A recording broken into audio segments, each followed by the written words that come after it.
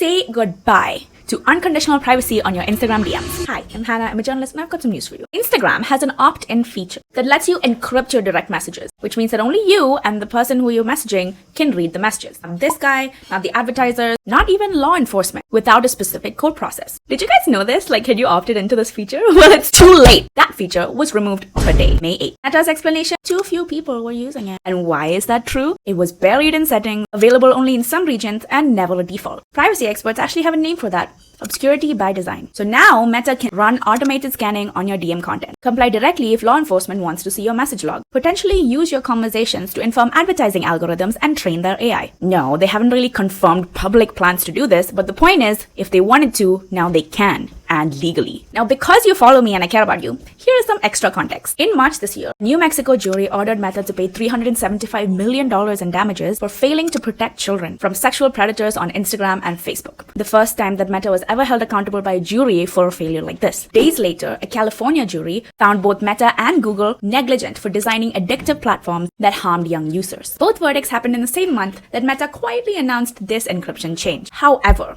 and you should also know this, Reuters reported that Meta's own 2019 findings acknowledged that encryption would hinder detection of child abuse material and terrorist propaganda. TikTok told the BBC that it never offered encryption precisely because it makes safety investigations harder. And I am skeptical, but it's not entirely an excuse. We've all seen what happens on Telegram groups, where encryption makes accountability almost impossible. The same scanning that could let Meta sell your data could also catch someone grooming a child. Both things are true simultaneously. The question is, I guess, who you trust with this access and who you trust to follow up on making these spaces safer for us now that they're going to read our messages anyway. I can't tell you what to think, but now you know this is happening. That was Hannah Abraham with some news for you. Same time next time.